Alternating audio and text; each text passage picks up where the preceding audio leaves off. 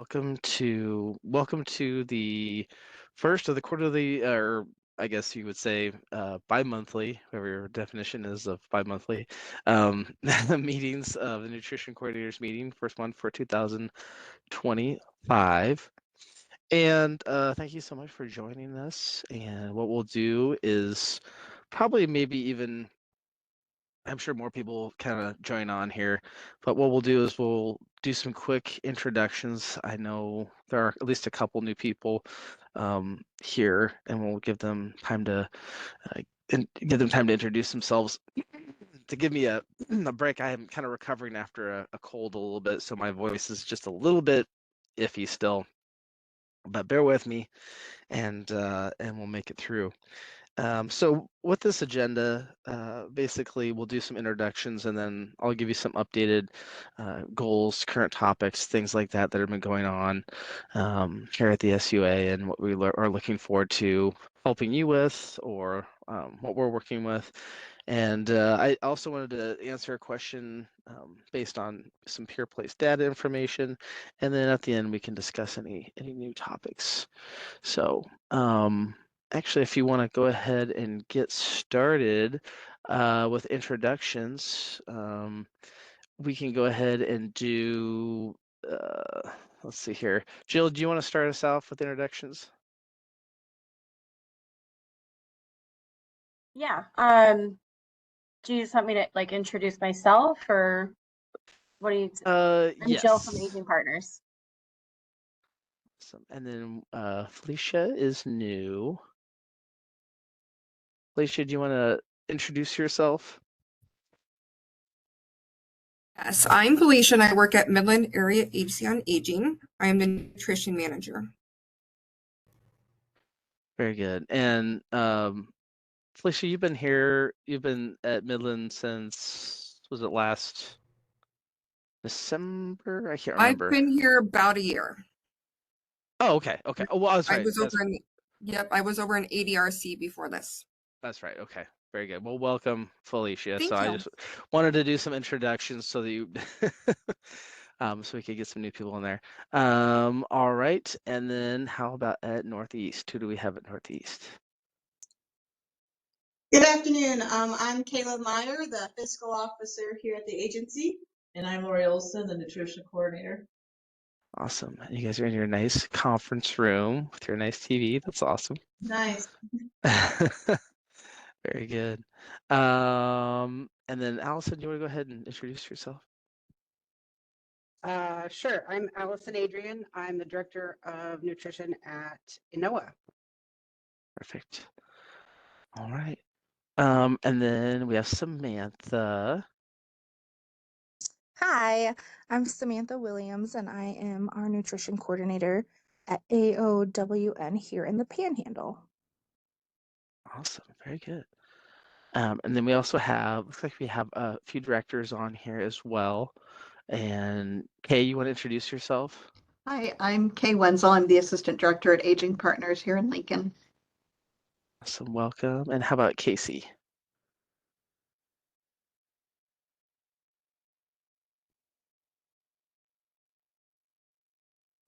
Oh, Casey might be on mute. Is that Carmen? Carmen? Carmen, Yes, can you hear us? yes. Oh, okay. Sorry about that.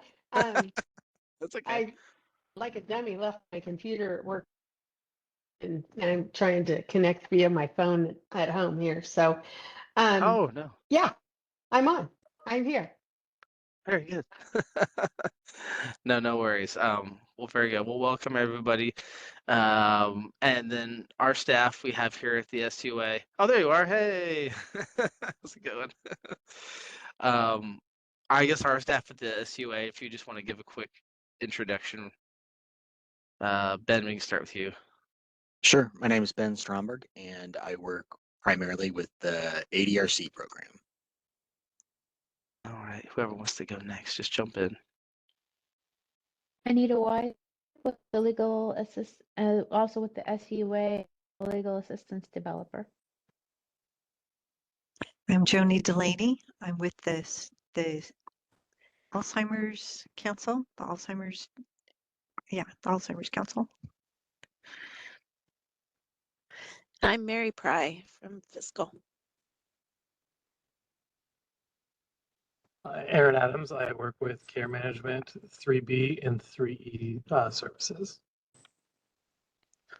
Awesome. Very good. Well, thank you everybody for your introduction. I know there's some new faces, so I just thought at the beginning of the year we would kind of just reintroduce ourselves, say hey. Thank you so much all for being on camera and and saying hey. I do appreciate that. I think what we're going to do is get right into our agenda items here, and I'll just present a few things, and if you have questions at any time, please feel free to just jump in, honestly. Okay, so first thing we're going to talk about a little bit on our agenda, and I just wanted to be transparent. I'm going to share my screen with you all. Okay. All right, just one of the things that I wanted to talk to you about is when we look at certain things in regards to what we're doing with monitoring or some of the trainings or things like that. Some of the things that we're looking for is, we have our own state plan, and you've obviously are able to read some of these things, but I kind of broke it down into bullet points a little bit, just to simplify things, because, oh, hold on. Yeah, I can make it bigger. All right, is that better, Jill? Okay. Because one of the things that we want to take a look at is we want to incorporate some of these things into our monitoring elements, and these are some of our goals that we have as far as what we want to accomplish towards the end of 2027. So some of those things, and I know this can be kind of boring, but like I said, I just want to be transparent, is providing best practice, whether it's cultural training, medically tailored meal options that we're looking at. All of these types of things are coming down through ACL, and we talk about making sure that we're providing you with best practices, and whether it's assisting you with technology or whether it's Pure Place or something else. Those are the types of things that we also want to continue to make sure that we're doing for you.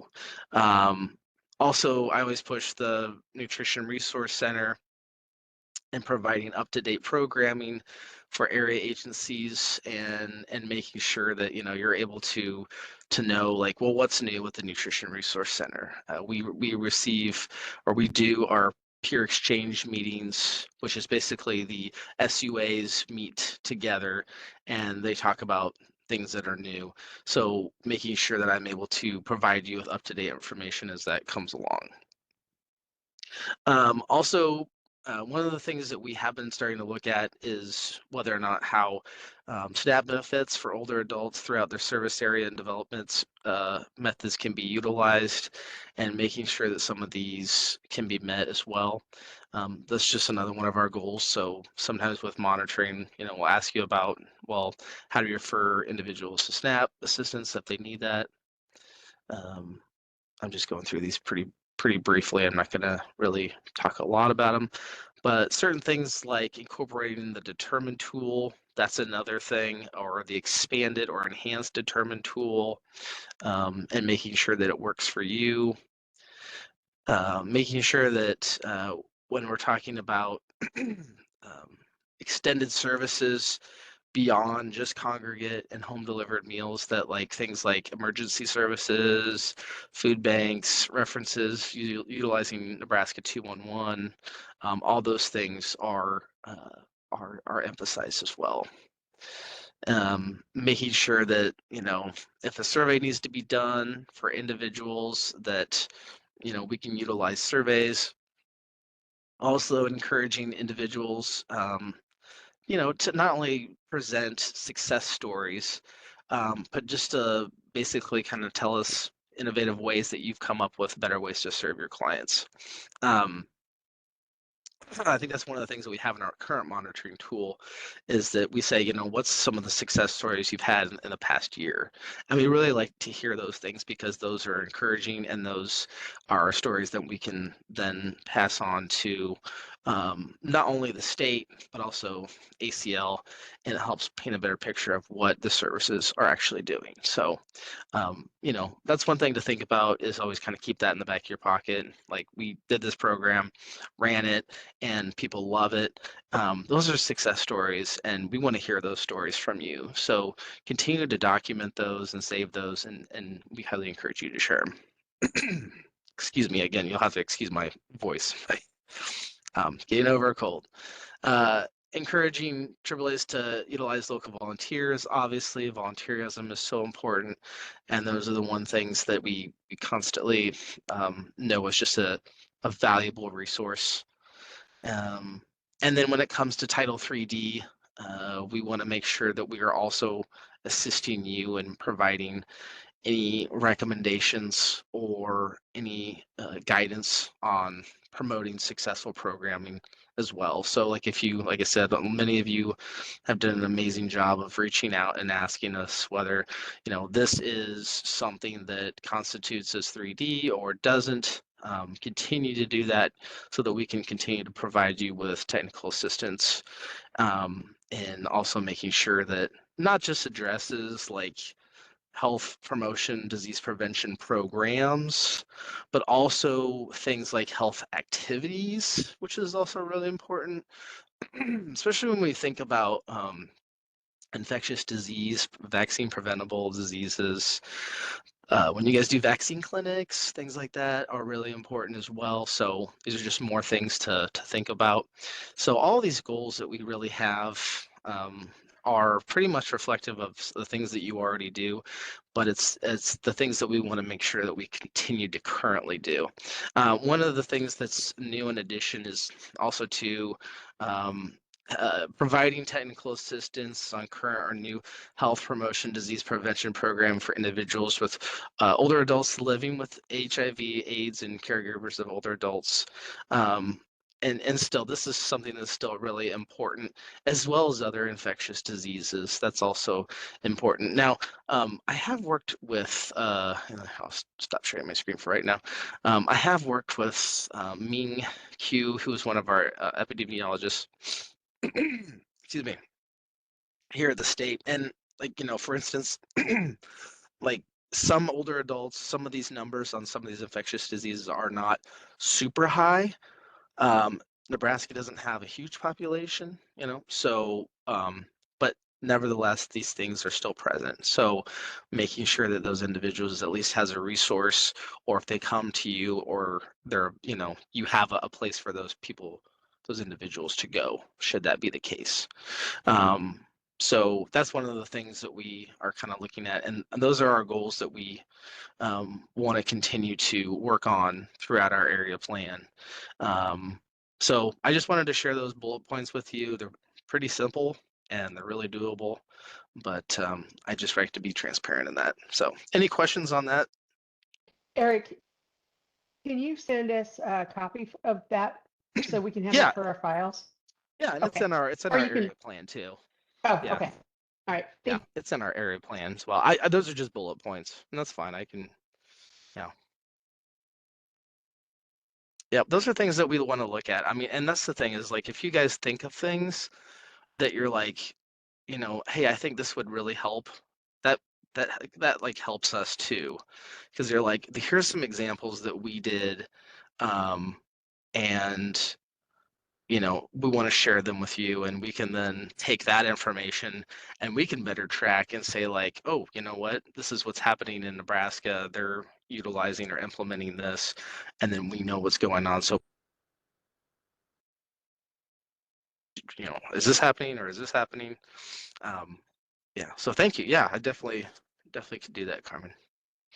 All right. Moving on. Farmers market. Let's see here. Share my screen again. This one. All right, now I have to say that I don't have, I was hoping by now I would have more to tell you, but I don't. So, but I have received this document. I will be sending this out. This was our redemption rate here. So you can see kind of the years and stuff. We have been kind of sitting at between an 80, so here's 2021, sort of an 80 and an 81% redemption rate here. I don't know, like honestly, I don't know how accurate some of these are. So if you see some of these counties and you're like, how could that be? I don't know. I think some of them, and like the thing that I don't get was like this is in Iowa and this is in Kansas. So obviously those are growers that come from another area. So I'm not quite sure. So I don't know how the data is pulled for all that. But this is what I was given from Department of Agriculture. Okay. So I will send that out to you and you can take a look at it and make sure you know, use it how you want. That's what I'm going to say. So, but other than this, I do know that they are meeting. They're going to meet in, I believe, Kansas City here soon and talk about talk with Central Bank. So they're going to work with Central Bank, Department of Ag, and I'm thinking it might be kind of the same system, but they want to make it better. They want to make it easier. I'm not involved in that, and so when I hear something new, I will let you know right away. So, but other than that, I don't have much to report on with farmers market. Does anybody have any questions?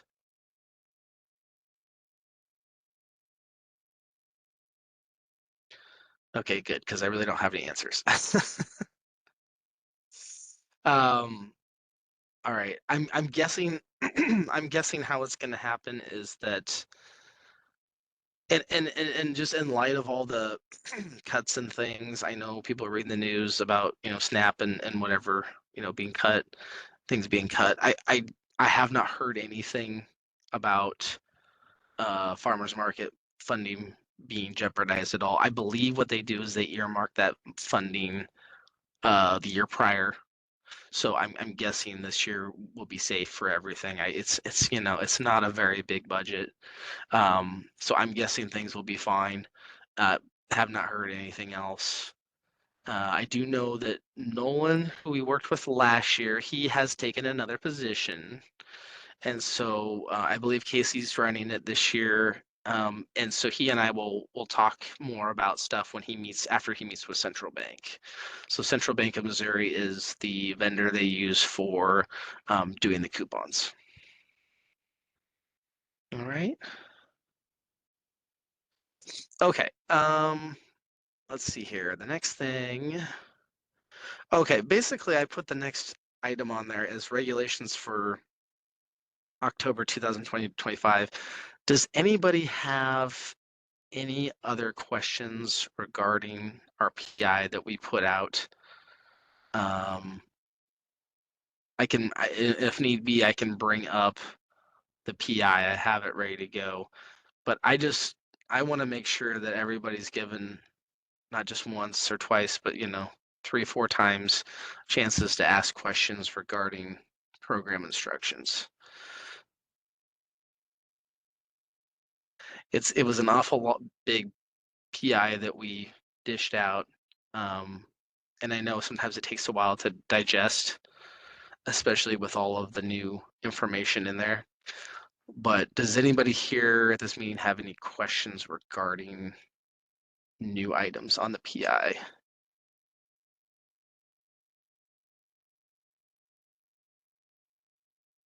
And if you do, and you don't want to bring them up now, we can talk about them later too. And that's not a problem. You can feel free to call me or we can email or whatever. I just want to make sure that you guys are given ample time to give feedback on the PIs. Like I think, and like Kay, you gave some really good feedback on like splitting them up, and that was really good. And that was I'm so glad that we did that, because I I have had a few questions from other states on how we dealt with them and how we did stuff, and I told them that how we split it up, and there was a couple other states who were like, oh, that's a good idea. So things like that, the feedback's really good, because then we know, like, okay, well, what makes sense going into the new, going into this year, and how can we just basically isolate those regulations from our state regulations, from OAA, and then what's what. All right. Well, I just wanted to throw that in there in case somebody had a burning question. All right. Let's see here. The next thing would be, excuse me. Okay, I did send out Dr. Kraft, who is the state dental health director. He and I worked on a project. It took a while, but we worked on a project. Basically, it was called Enduring Smiles. And this project in particular was something that we worked on with the University of Nebraska Medical Center Dental College. And the dental college was, they provided us with, well, he kind of found some funding, but they provided us with some time and effort, and also the ability to post on their website these different modules. And the modules themselves, what they do is they're basically like oral health care for residents of long-term care facilities, et cetera, et cetera. So they're aimed at long-term care facilities, but they are also for older adults. Okay, so they're good for anybody. Honestly, it doesn't matter. So they're great. They're great modules. They have presentations and they have voiceovers on them. And so this is basically, it's just a tool that we wanted to send out. I've already sent them out to, I think, all of the long-term care facilities, and have got some really good reception back on them. But there's something, if you ever wanted to use them for a caregiver, or even just nutrition education or something like that, if you wanted to print off something or show something, it's a tool that's free that you can give to someone who's doing a presentation. And I think I had, let's see here, I had shoot, where'd it go? I had the website pulled up. Anyways, if you go to the letter that I sent out, it will then take you to the website. Where did I get that? Had it in here. Shoot. And you just click on the videos. Let me see if I can share it with you. There it is. Okay.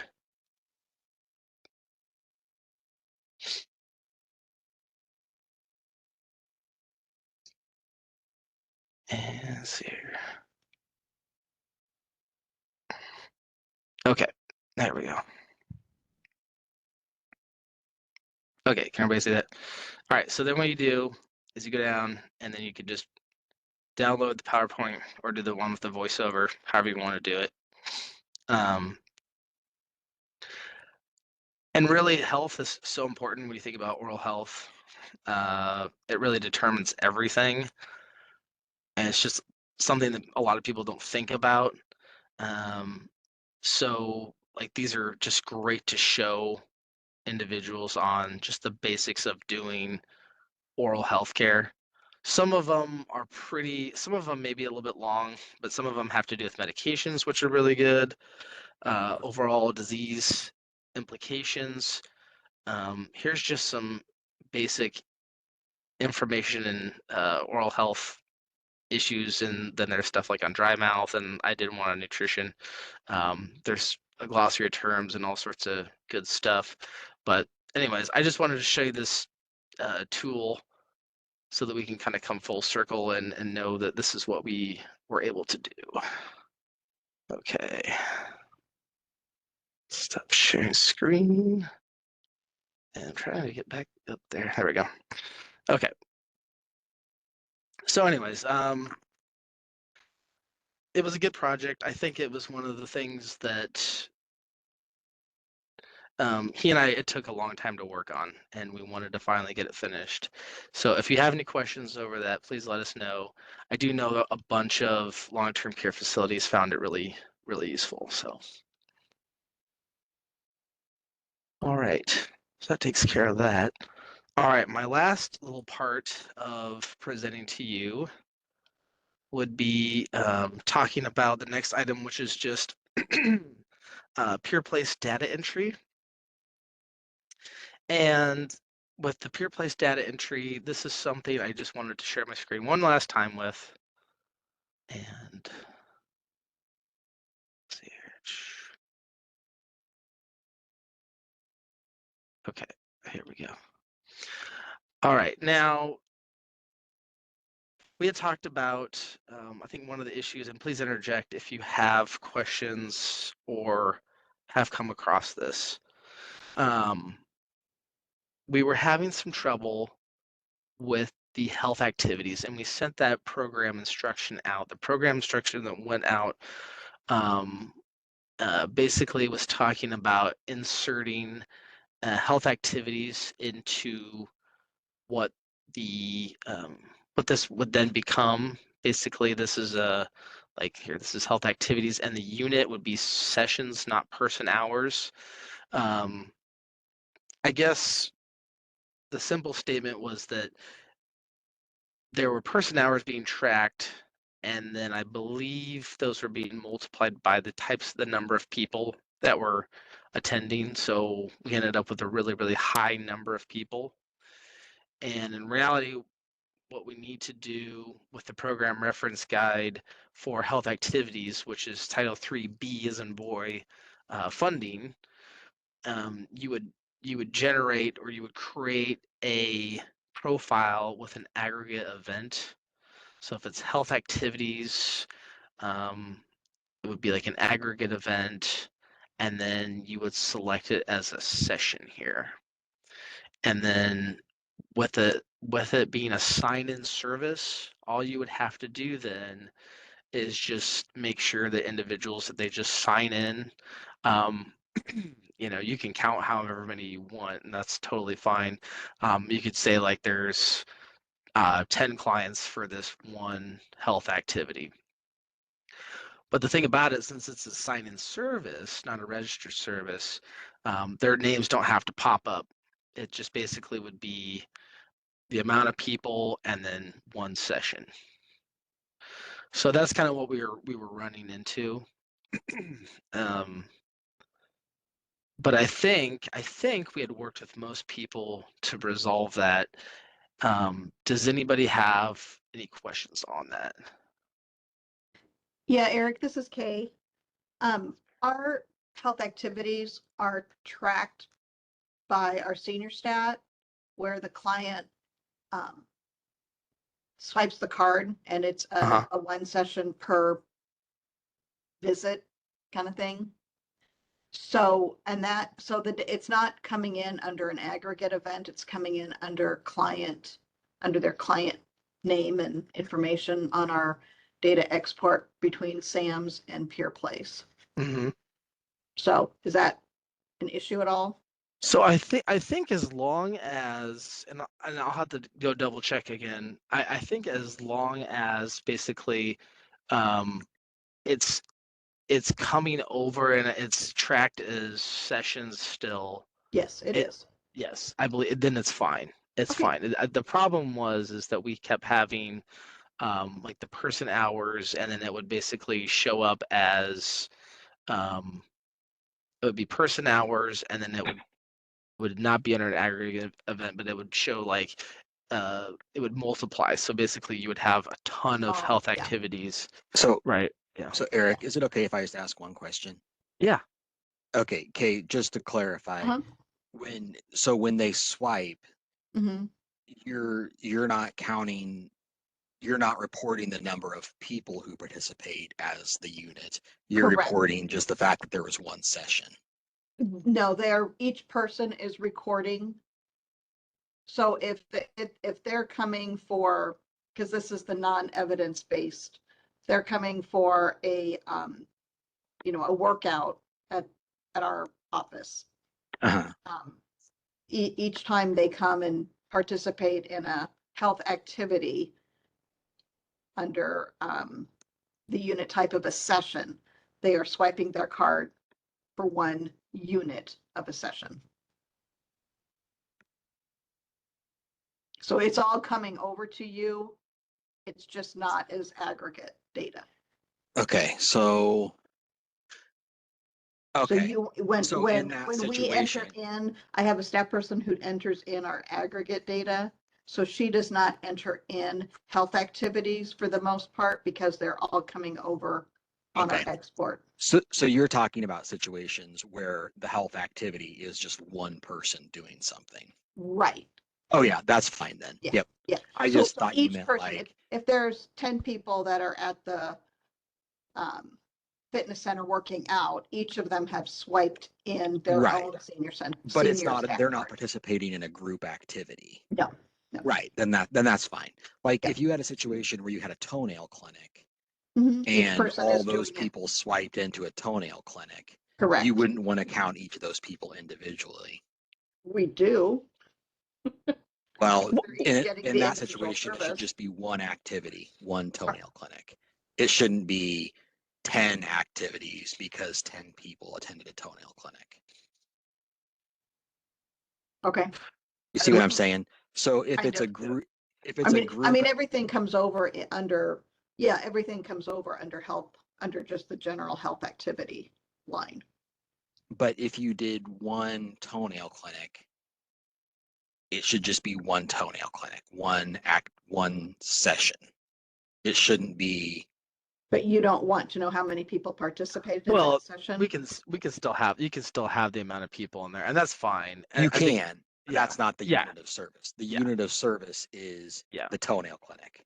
You had one toenail clinic, and you had one session where someone came and exercised. So really the difference is just whether it's a group activity or whether it's an individual thing. So like, I don't think most agencies do what you do in terms of having someone be able to come in and work out. So if someone, if I come in and work out and then Eric comes in and works out and we're both OAA eligible, then that's fine. But if you're doing a group activity, because that's just one activity. Eric completed an activity and I completed activity. It wasn't meant to be a group thing.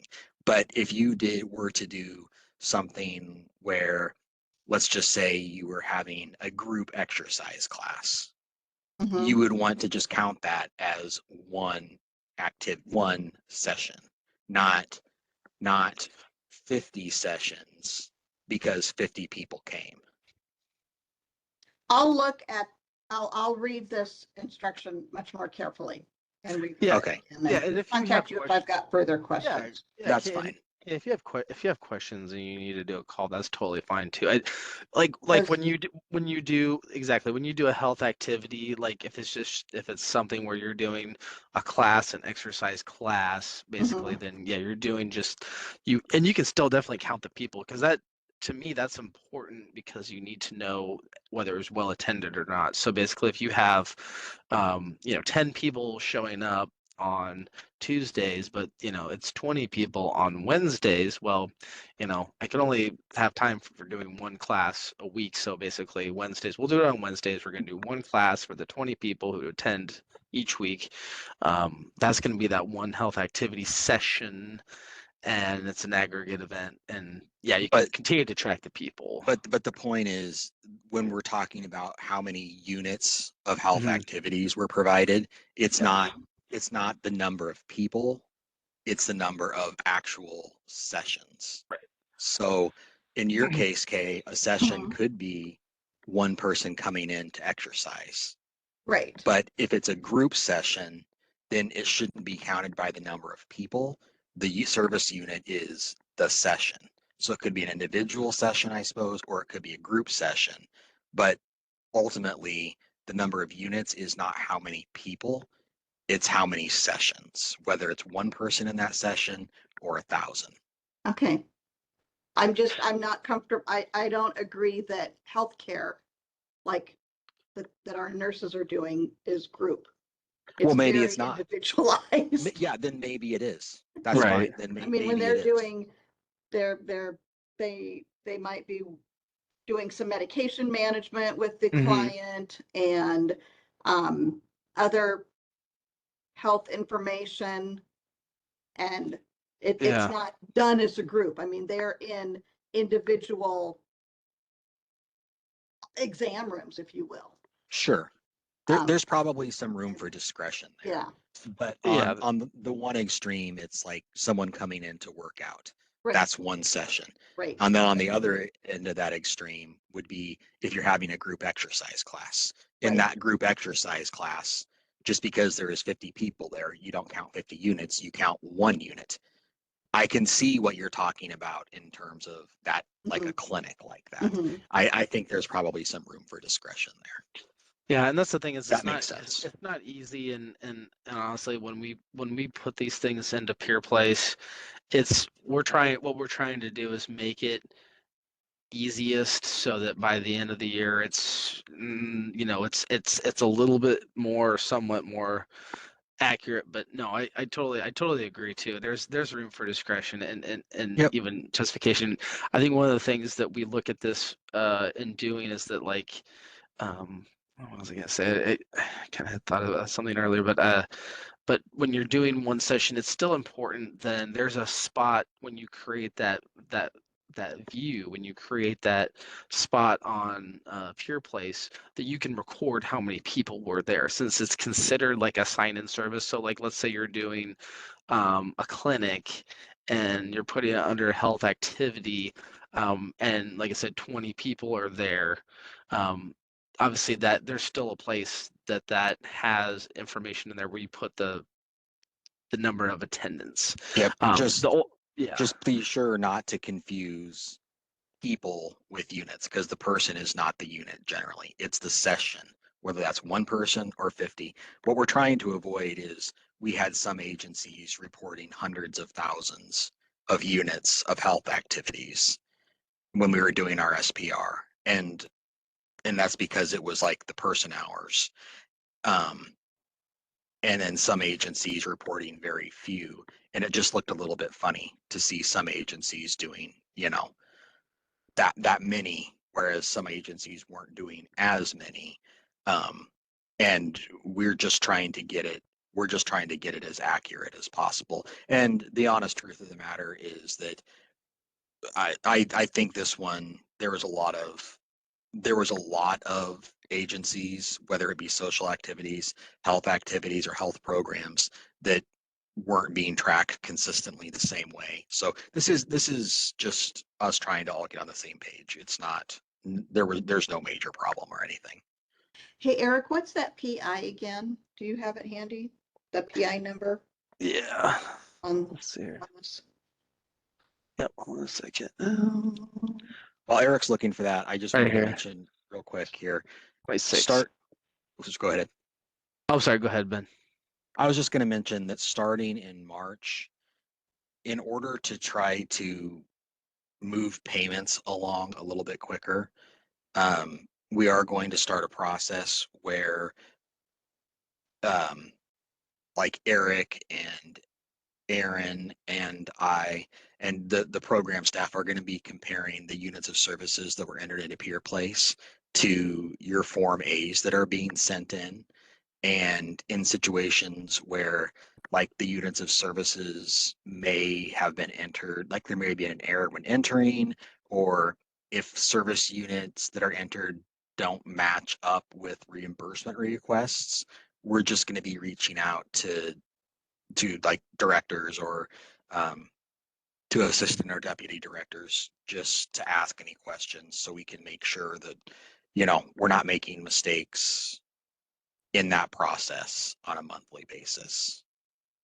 So the only reason I'm bringing that up is that if you see a question, just know that it's related to this process that we're going through. It's not because something unprecedented or tragic happened.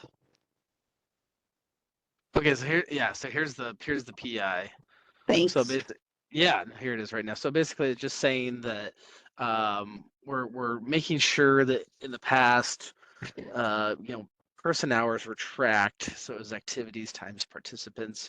We're just noting the correct way for 3B activities is by the session, which is one session for each health activity.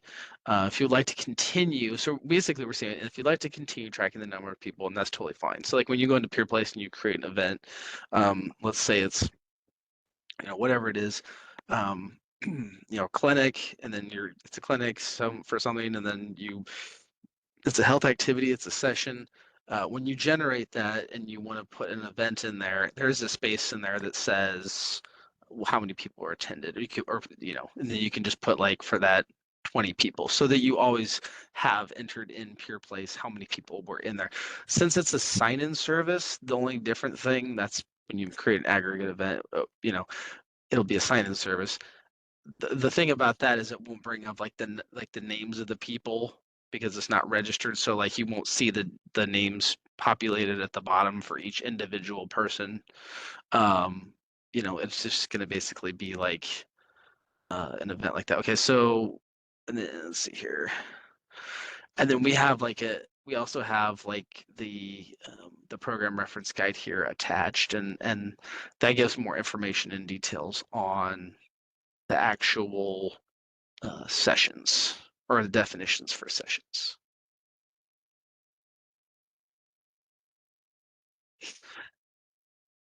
And if anybody has more questions over this, we're more than happy to meet and do a phone call or go through stuff or go through Peer Place or whatever. We just want to be as kind of transparent as possible and just making sure that if you guys have questions, we can work with you on the system, because everybody does things a little bit different.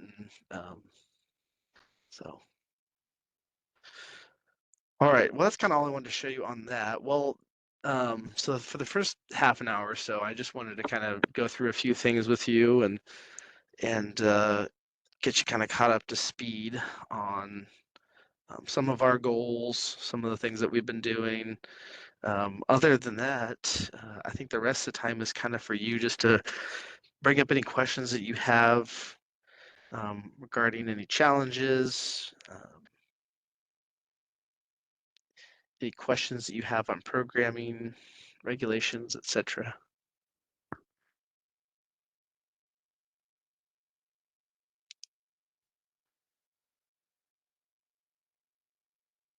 I did include on the agenda too the following dates for the meetings too. So we won't have another one of these until April.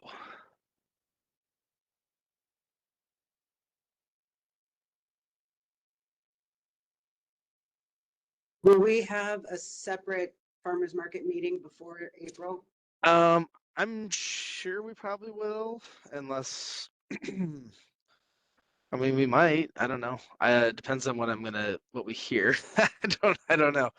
I honestly don't know what to expect right now. I haven't heard much from them, so I will once I do, we will definitely have a meeting. So, yep, I'm just kind of letting them do their thing. Their ag and central bank will work on figuring out the details, and then once they do, I'm guessing if something has changed, and we're hoping this year, fingers crossed, something a little bit more simple, then we'll have a meeting to discuss.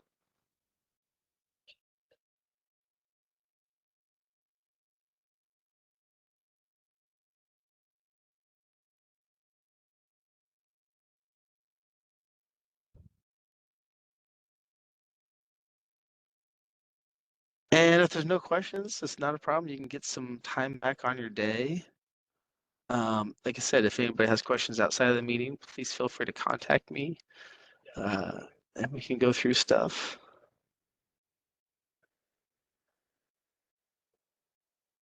Anyways, okay, well, I'm gonna